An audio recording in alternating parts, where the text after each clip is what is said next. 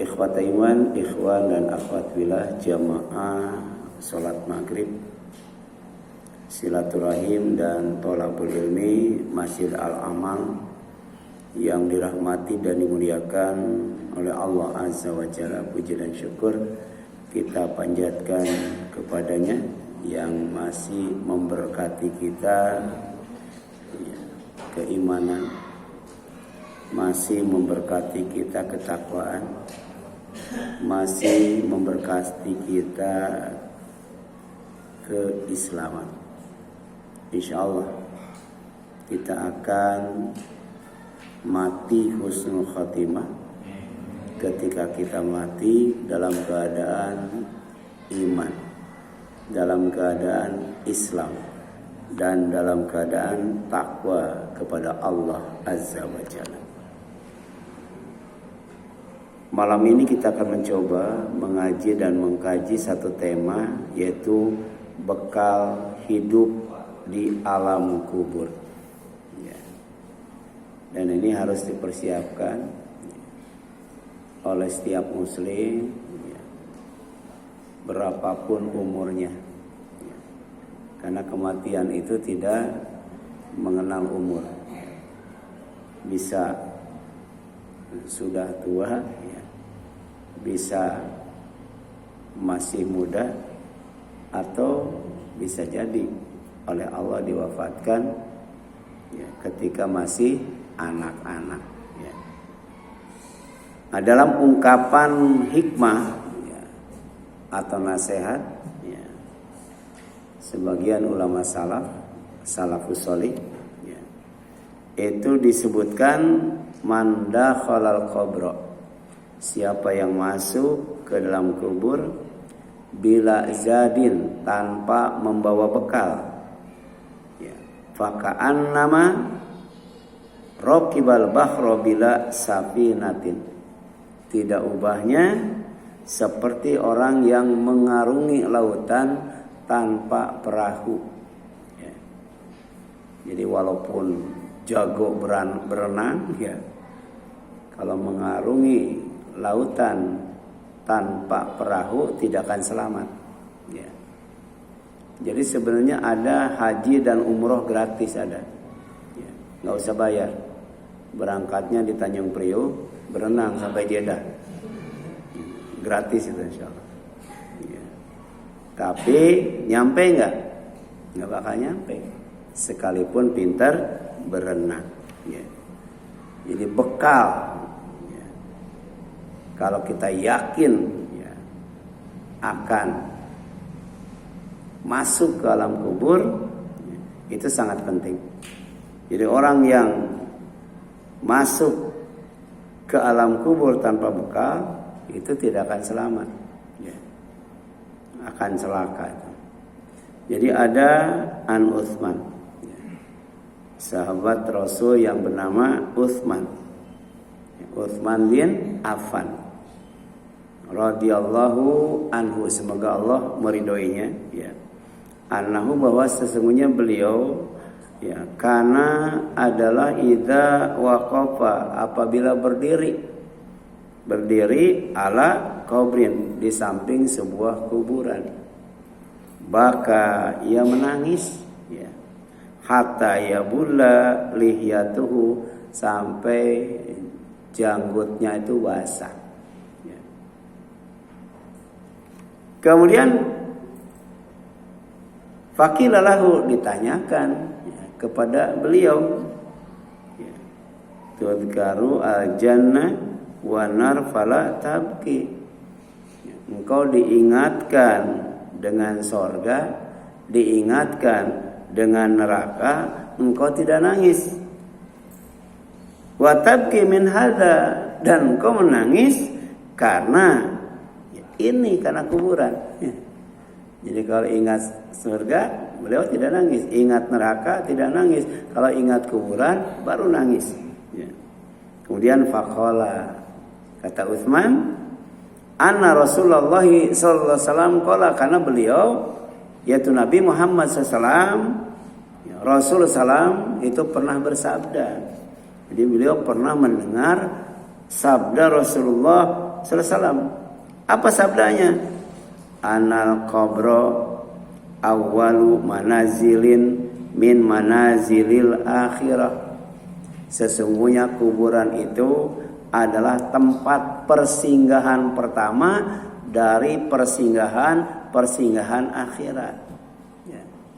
Jadi tidak langsung masuk surga, tidak. Ya. Dan memang hidup itu perjalanan kan, dari alam ruh ke alam rahim. Ya.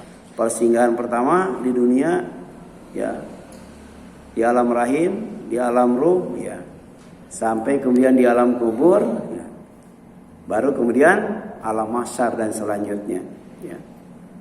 Jadi Rasul pernah bersabda, sesungguhnya kuburan itu adalah tempat persinggahan pertama dari persinggahan akhirat. Kemudian Rasul melanjutkan sabdanya. Fa in naja minhu, maka jika ia selamat dari alam kubur itu, fama ba'dahu aisaru minhu, maka setelah itu dia akan, ya, lebih mudah, ya. Jadi perjalanan setelah alam kubur, ya, singgah di tempat-tempat di akhirat itu lebih mudah. Kalau di alam kubur selamat, ya. Wa ilam yanju, sebaliknya kalau dia tidak selamat di alam kubur, minhu fama ba'dahu asyaddu minhu, maka perjalanan setelah alam kubur, persinggahan setelah alam kubur itu lebih berat, lebih dahsyat. Ya. Makanya penting banget itu kita siapkan bekal, ya, di alam kubur. Kemudian waqala Rasulullah sallallahu alaihi wasallam, dan Rasulullah kemudian bersabda, ma ra'aitu mandharan qat illa wal qabru afdhu minhu. Ya. Jadi aku tidak pernah melihat pemandangan, ya, kecuali kuburan lebih dahsyat, ya, gitu. Jadi pemandangan yang paling menakutkan, ya, itu adalah kuburan, ya, kuburan tuh. Alam kubur itu pemandangan yang paling menakutkan, ya, dibandingkan dengan pemandangan yang lain, ya. Dan ini diriwayatkan oleh Sunan At-Tirmidzi, ya, kemudian Musnad Ahmad, kemudian Sunan Ibnu Majah, dan hadis ini dihasankan oleh Syekh Albani. Nah, hadis ini menjelaskan bahwa Utsman radhiyallahu anhu menangis karena menyadari beratnya ujian dalam kubur. Ada fitnah kubur, ada azab kubur, ada juga pertanyaan kubur. Itu nggak ringan itu, ya, nggak ringan. Ya. Walaupun pertanyaannya nggak banyak. Ya. Jadi satu aja, ya, pertanyaan yang tidak bisa dijawab, celaka itu, ya, celaka. Ya. Kemudian beliau memahami bahwa keselamatan di alam kubur adalah penentu kebahagiaan di akhirat. Kalau mau bahagia di akhirat, maka berusaha untuk bahagia di alam kubur. Di alam kubur itu usahakan menjadi tempat yang membahagiakan, sehingga setelah itu lebih bahagia lagi, lebih bahagia lagi, lebih bahagia lagi. Puncak kebahagiaan itu adalah di sorga kelak. Ya, amin ya Allah, ya Rabbal Alamin. Kemudian bekal hidup di alam kubur adalah takwa. Kenapa? Karena takwa bekal yang terbaik bagi orang yang berakal cerdas. Jadi hanya orang yang berakal cerdas yang menjadikan takwa sebagai bekal yang terbaik untuk hidup di alam kubur. Dan ini difirmankan oleh Allah Azza wa Jalla dalam Al-Quran, wa tazawwadu, dan hendaklah kalian berbekal. Fa inna khairaz zadi, maka sesungguhnya bekal yang terbaik at-taqwa adalah takwa. Ya.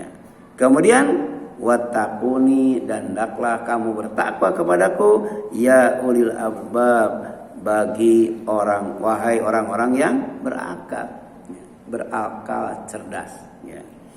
Apa itu takwa? At-taqwa hiya, ya, ayaj'alal insanu bainahu wa baina adzabillahi wiqayah. Itu takwa. Takwa itu adalah ya,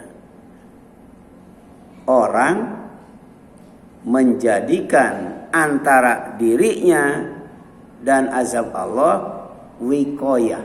Wiqayah itu penghalang, ya, ya, penjaga. Ya. Orang yang bertakwa itu menjadikan penjaga dari azab kubur, ya. Itulah orang yang bertakwa. Bagaimana supaya kemudian tidak diazab di alam kubur. Ya, itulah namanya takwa. Jadi ada kaitannya dengan wiqayah. Wiqayah itu pelindung. Ya. Dengan apa? Bifi'li awamirihi, dengan melaksanakan perintah Allah. Ya. Kita sholat, kita ngaji, kita zakat, kita haji, kita umroh. Ya. Kita dakwah, ya. Kemudian jihad fi sabilillah dan lain sebagainya, itu sejatinya adalah pelindung dari azab kubur. Jadi orang yang tidak salat disiksa di dalam kuburnya. Salat tapi tidak zakat disiksa di dalam kuburnya. Ya. Tidak infak, apalagi infak itu kan ciri orang yang bertakwa yang akan mendapatkan apa? Mendapatkan ampunan Allah dan rahmatnya, yaitu surga yang luasnya seluas langit dan bumi. Ya, alladzina yunfikuna fis-sarra'i wa dharra. Orang yang bertakwa itu adalah orang yang selalu berinfak, baik ketika senang maupun ketika susah, baik ketika kaya maupun ketika miskin, baik ketika lapang maupun ketika sempit. Jadi tiada hari tanpa infak. Jadi melaksanakan semua perintah Allah itu menjadikan penghalang antara dirinya dan azab Allah. Wajatinab, dan dengan menjauhi nawahihi, larangannya. Tidak minum minuman keras, ya, tidak berzina, tidak mencuri, ya, kemudian tidak apa lagi? Tidak melakukan kesyirikan, ya, tidak korupsi, tidak menipu, dan lain sebagainya, ya. Jadi kalau kita meninggalkan larangan Allah, menjauhi larangan Allah, kita sedang menjadikan, ya, pelindung antara kita dengan azab Allah azza wa jalla. Aman dan selamat, ya. Kemudian kata Ali, semoga Allah meridhoinya, at-taqwa, takwa juga hiya adalah al-khauf minal jalil. Ya, takut kepada Allah yang maha agung, takut kepada Allah yang maha mulia, itu takwa. Yang kedua apa? Wal amalu bitanzil.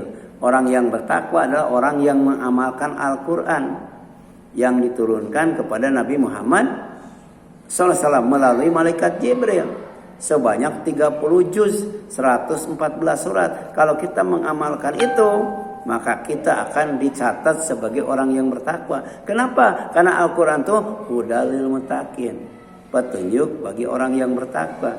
Kalau kita mau jadi orang yang bertakwa, ya, maka jadikan Al-Quran sebagai petunjuk. Kemudian apa lagi? Ya. Waridho bil qalil. Ya. Apa waridho bil qalil? Ridho dengan yang sedikit. Karena manusia itu punya sifat tidak pernah cukup, ya, tidak pernah puas, walaupun gajinya gede banget. Ya. Ada yang gajinya tuh miliaran, tapi tetap aja, ya, jangankan puas, cukup juga kagak. Bagaimana supaya kita merasa puas dan cukup dengan rezeki Allah sehingga kita tidak terjerumus kepada yang haram, ya. Kemudian kita tidak meminta-minta kepada orang lain, ya, minta proyek misalnya, minta jabatan, ada doanya. Dan doa ini diajarkan oleh Rasul SAW kepada menantunya Ali bin Abi Thalib.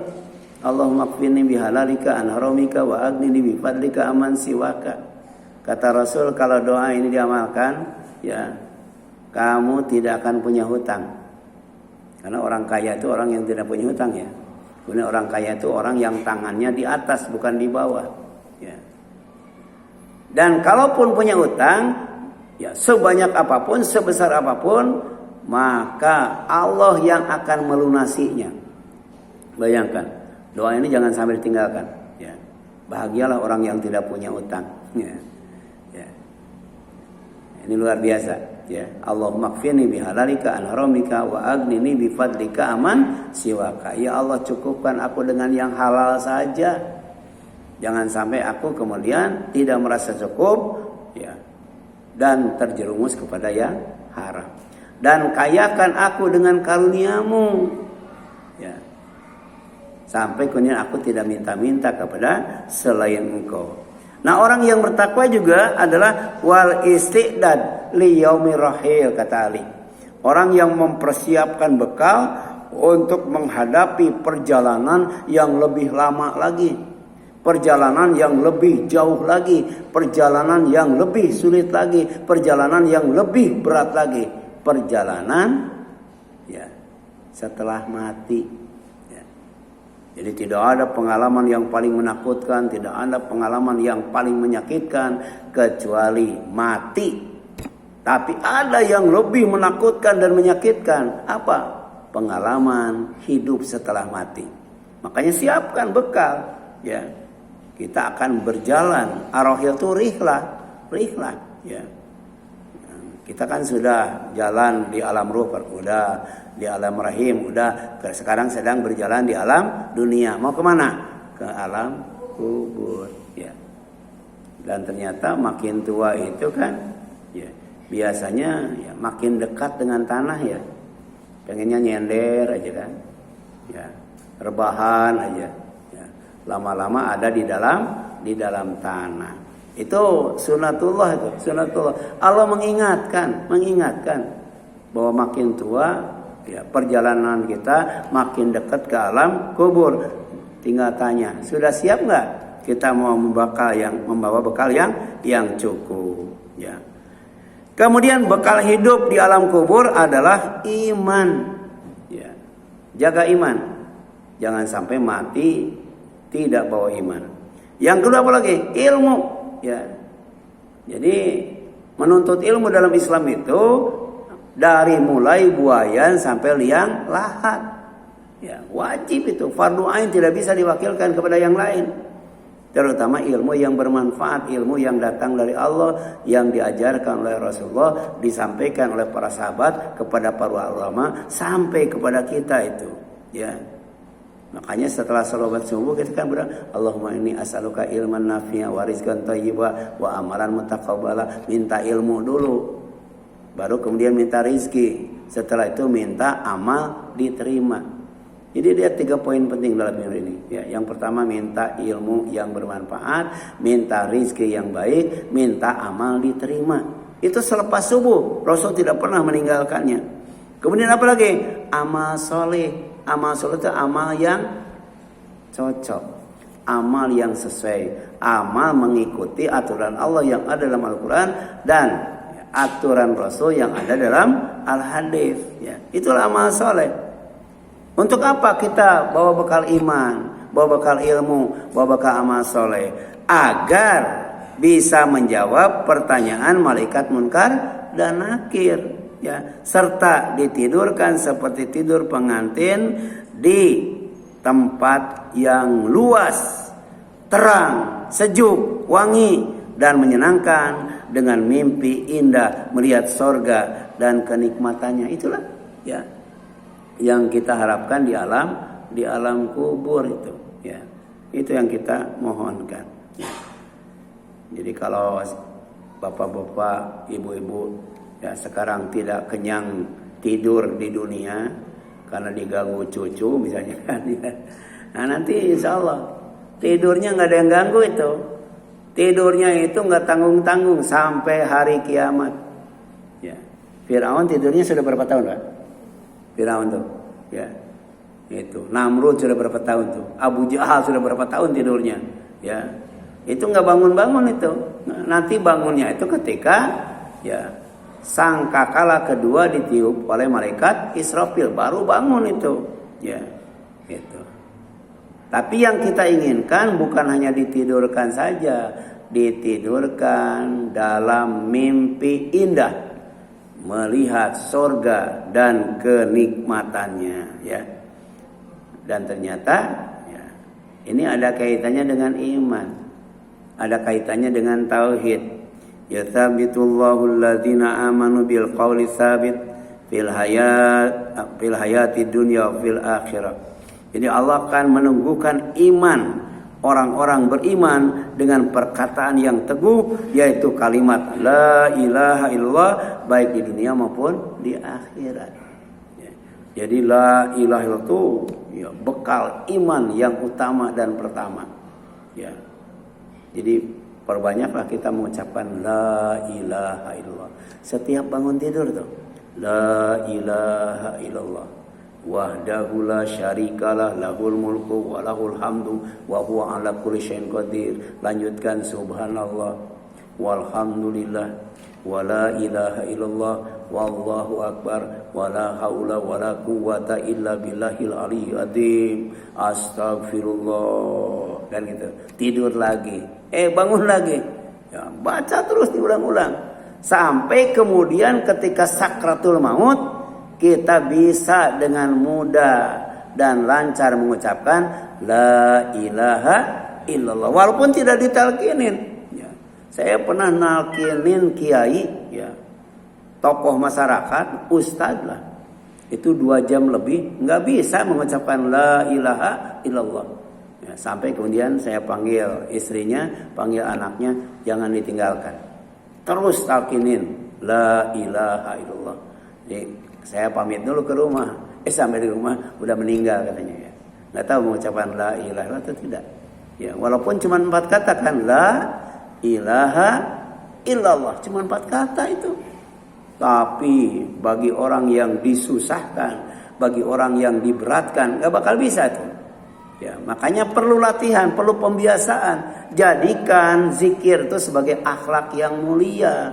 Ya, kadang-kala kita sering lupa atau ingat kalau bangun tidur langsung la ilaha illallah. Sering lupa ya. Ya. Kalau kita bangun, misalnya kalau orang tua kan beser ya ke kamar mandi, tidur aja lagi. Ya, harusnya begitu bangun, ya kita baca itu di samping alhamdulillahilladzi ahyana ba'da ma amatana wa ilaihin nusur, la ilaha illallah dan selanjutnya. Ya. Kemudian yang selanjutnya Ibnu Taimiyah ya dalam Majmu' al-Fatawa berkata, al ilmu qoblal qaul wal amal. Ya, ilmu yang harus kita jadikan bekal itu harus kita dapatkan sebelum kita berucap dan beramal. Ya. Jadi orang yang beriman, orang Islam, umat Nabi Muhammad SAW itu kalau dia berkata, berkatanya berdasarkan ilmu. Kalau tidak tahu diam. Ya. Kalau tidak tahu diam. Kalau tahu boleh ngomong. Demikian pula kita beramal. Beramal itu harus berdasarkan ilmu. Sebab manusia itu berdasarkan surat Al-Fatihah ada 3. Orang yang berilmu, ilmunya diamalkan. Itu orang yang diberi nikmat oleh Allah. Ya. Siratal ladzina an'amta alaihim. Tapi ada orang yang berilmu tapi ilmunya tidak diamalkan. Itu al-maghdub alaihim. Orang yang dimurkai oleh Allah. Ada juga orang yang beramal tanpa ilmu, ya. Itu sholat tapi nggak pernah ngaji, ya. Haji tiap tahun, dulu kan tiap tahun, tapi nggak pernah hadir di majelis ilmu, sehingga manasik hajinya itu tidak berdasarkan manasik Nabi Muhammad SAW. Maka hajinya bukan mabrur, ya, tapi mardud itu, ya, haji yang ditolak oleh Allah. Jadi sebelum kita berkata, sebelum kita berbuat, maka kemudian kita dapatkan ilmunya dulu. Kemudian sabda Nabi Muhammad SAW, ya, innal mayyita, sesungguhnya mayit itu idza wudi'a fi qabrihi, kalau sudah diletakkan di dalam kuburnya, ya, innahu la yasma'u, ya, khafqa ni'alihim idzal sarafu, ya. Sesungguhnya dia benar-benar akan mendengar apa? Suara sandal orang-orang yang meninggalkannya. Ya. Ya. ketika kita habis menguburkan, kemudian berdiri sebentar, mendoakan agar diampuni dosanya, kemudian kita meninggalkan kuburan. Suara sandal kita tuh didengar oleh kenapa? Sudah dihidupkan kembali. Jadi alam kubur itu bukan tempat orang yang mati, tempat orang yang hidup, dan pendengarannya tajam. Suara sandalnya, sepatunya, ya itu terdengar. Makanya disunahkan kalau kita mengantarkan jenazah atau ziarah kubur, begitu masuk ke pemakaman, buka sandal, buka sepatu, buka alas kaki. Kira-kira banyakan yang buka sandal, banyakan yang enggak. Nah, padahal disunahkan, mengganggu itu. Kita harus memperlakukan orang yang mati itu sama dengan orang yang hidup. Kita harus berbuat baik kepada penghuni kubur. Di antaranya jangan mengganggu. Ya. Jadi jelaskan itu. Ya. Begitu meninggalkan kuburan, itu jenazah sudah dihidupkan kembali oleh Allah dan mendengarkan suara sandalnya. Ya. Kemudian fa'in kana mu'minan. Ya. Kalau kemudian orang yang di dalam kubur itu beriman, orang yang beriman, ya, kanatis sholatu inda ra'sihi. Salatnya itu akan berada di kepalanya tuh, ya. Kalau dia salatnya ada di kepalanya. Nah, kemudian wasiyam an yaminihi. Kalau dia saum, ya, puasanya itu ada di kanannya, ya. Di atas salat, di kanan saum. Kemudian wa zakat an yasarihi, zakatnya ada di kiri tuh, ya. Di atas apa tadi? Salat, ya. Di kanan saum, di kiri apa? Di kiri zakat. Wa fi'lul khairat, sedangkan perbuatan baik, kita berbuat baik kepada orang tua, berbuat baik kepada tetangga, berbuat baik kepada anak, menantu dan sebagainya, ya. Ya. Dengan cara ngasih makan, ngasih pakaian, ya, membantu tenaga dan sebagainya, itu akan ada itu. Di mana di sini jelaskan ilan nasi inna rijlaihi, ada di kedua kakinya. Untuk apa? Tadi untuk menjadi wikoyah. Kan orang yang bertakwa itu orang yang menjadikan, ya, antara dirinya dan siksa Allah itu wikoyah, pelindung. Pelindungnya apa? Pelindungnya sholat, melindungi bagian atas. Kemudian saum, melindungi bagian kanan. Kemudian apa tadi? Zakat, melindungi bagian kiri. Dan perbuatan baik yang lainnya melindungi dari bawah, dari arah kakinya tuh, ya. Kemudian ya, didatangkan dari arah kepalanya, ya, azab, ya. Jadi azab itu datang dari atas kepala tuh, ya, mau menghantam kepalanya. Kemudian fatakulus salat berkata makibali madkhal, kata salat tidak ada jalan masuk dari arahku. Dicegah tuh, dicegah oleh salat. Itu wikoyah, dilindungi oleh salat, ya. Makanya kalau tidak salat itu digetok kepalanya tuh, ya, digetok. Azabnya tuh dahsyat banget itu. Ada palu dari besi itu dihantam dan lain sebagainya. Ada ular dan lain sebagainya. Kemudian, ya, datang dari kanannya azab. Dari kanan juga ada azab itu yang mau, ya, mengazabnya. Kemudian puasa berkata makibali madkhal, kata puasa apa? Tidak ada jalan masuk dari aku. Dijaga tuh oleh puasa itu, aman, ya, dan selamat. Kemudian datang azab dari arah kiri. Kemudian zakat berkata makibali madkhal, ya, tidak ada jalan masuk dari arahku, ya. Sudah 3 tuh. Jadi tidak sia-sia kita salat, tidak sia-sia kita saum, tidak sia-sia kita zakat. Karena itu wikoyah, pelindung diri kita dari azab Allah, ya. Kemudian didatangkan dari arah kakinya, ya, dari arah kaki itu, ya. Di dunia aja yang namanya sakit itu nggak ada yang enak ya. Sakit kepala, ya sakit tangan, sakit kaki. Ya. Qadarullah saya sampai hari ini udah 1 bulan nih. Ini jari, telunjuk, tengah dan ibu jari itu susah ditekuk. Ya, kadang-kala ngunci. Nah kalau sudah ngunci sakitnya luar biasa. Itu tangan itu. Bayangkan kalau kepala, bayangkan kaki. Biasanya kan 60 tahun ke atas atau 50 tahun ke atas. Itu penyakitnya kaki ya, kaki itu. Nah, nanti di sana ada ya azab yang bikin sakit dari arah kepala, dari arah kanan, dari arah kiri dan dari arah Dari arah kaki, dari arah bawah. Maka ketika datang azab dari arah bawah, kemudian semua perbuatan baiknya itu akan berkata, makibali madkhal. Tidak ada jalan dari arahku katanya untuk masuk yang namanya azab kubur. Ini hadisnya apa? Ahmad ya, Ibnu Hibban, kemudian dinyatakan hasan oleh Syekh Albani. Jadi hadis ini menjelaskan bahwa setiap amal ya, amal soleh akan jadi pelindung ya, dan cahaya bagi orang beriman di alam kubur, menghalangi datangnya azab dan memberikan rasa aman serta ketenangan. Insya Allah kita lanjutkan bulan depan ya. Ada yang tanyakan silakan sampai sini. Ya.